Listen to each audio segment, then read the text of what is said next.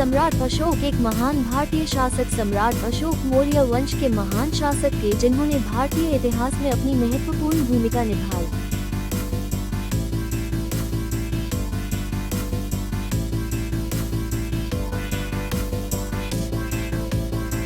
अशोक का जन्म 304 BC मगध साम्राज्य के राजा बिंदुसार के पुत्र के रूप में हुआ था। उनका पटना बिहार, भारत में।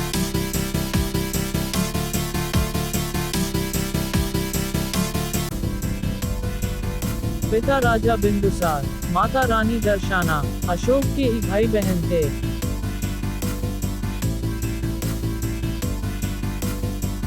अपने पिता की मृत्यु के बाद अशोक ने युवावस्था में ही साम्राज्य का शासन संभाल लिया।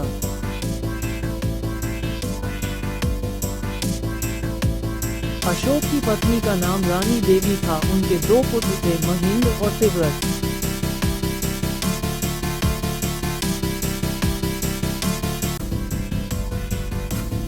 अशोक को विशेष शिक्षा प्राप्त हुई। उन्होंने अपने पिता के साथ साम्राज्य का प्रशासन सीखा और बौद्ध धर्म व भारतीय संस्कृति का अध्ययन किया।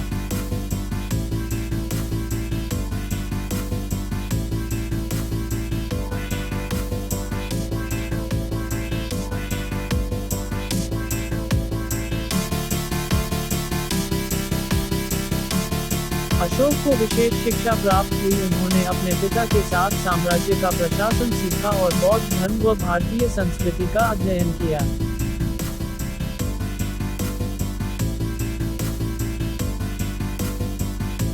कलिंग युद्ध की विभीषिका देखकर अशोक के हृदय में परिवर्तन आया। उन्होंने हिंसा का त्याग कर धर्म और शांति का मार्ग अपनाया। अशोक ने अपने धर्म और साम्राज्य की नीतियों को शिलालेखों और स्तंभों पर खुदवाया।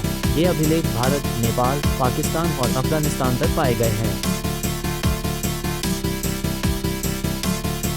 अशोक ने अहिंसा, सत्य, दया, मैत्री, प्रेम, तपस्या, ज्ञान और अनुकंपा जैसे सिद्धांतों को बढ़ावा दिया और लोगों को धर्म के मार्ग पर चलने की प्रेरणा दी।